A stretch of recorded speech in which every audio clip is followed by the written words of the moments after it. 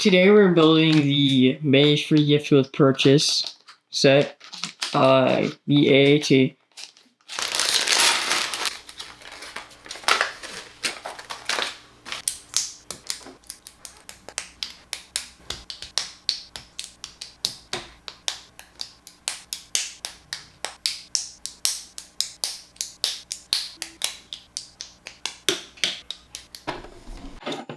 This is it, the Droid AAT. It just feels very flimsy whenever it's spinning and just in general.